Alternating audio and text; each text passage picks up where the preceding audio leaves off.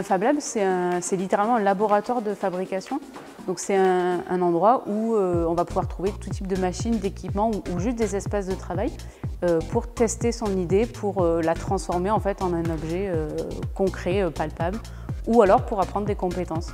Moi je crois beaucoup en l'apprentissage par l'expérimentation, par la somme des petits échecs qui font qu'on va se perfectionner et apprendre à se connaître beaucoup.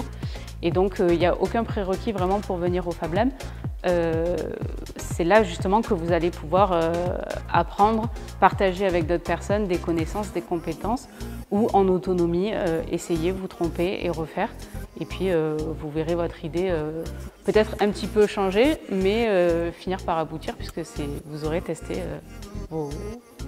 plusieurs choses avant d'arriver à l'objet final. Je suis Victoria, je suis la Fab Manager, c'est moi qui gère ce lieu, cet atelier. Mon rôle, c'est d'accueillir toute personne qui veut prendre des informations sur le Fab Lab et qui a potentiellement un projet. Et donc, je vais écouter son besoin et vérifier avec lui que le lieu peut répondre à ses attentes.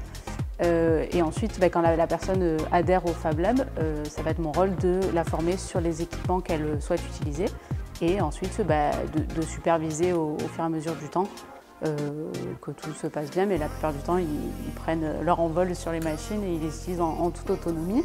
Et dernière chose que je propose, c'est un programme d'atelier, d'animation qui va permettre aux personnes de trouver une communauté en fait, d'adhérents sur leur centre d'intérêt et de venir fabriquer en groupe ou s'entraider sur des projets. Pour un territoire, je pense que le Fab Lab c'est vraiment un outil très utile. Déjà parce que la demande se dirige vers le DIY, vers faire soi-même, vers l'économie locale aussi. Donc ça permet de venir faire un objet plus près plutôt que l'acheter sur Internet. Ou pour les artisans de développer leur activité et qu'ils puissent vendre ces objets localement. Donc c'est une offre à la fois pour les particuliers, donc dans le divertissement, la culture, le loisir. Pour les étudiants, c'est aussi un rôle important, j'en ai pas parlé. Il y a des jeunes en fait, qui viennent en stage au Fab Lab ou en service civique. Et donc ça a un impact dans leur carrière ou leur vie en fait.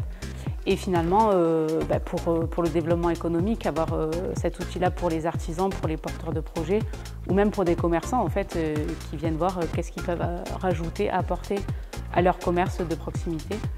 C'est vraiment un outil polyvalent et qui sert à tout type de public. Je n'ai pas parlé des associations et des structures médico-sociales, mais c'est un lieu aussi important pour la pédagogie, l'apprentissage, les activités de groupe. Les gens peuvent se retrouver au Fab Lab grâce aux espaces offerts au Fab Lab.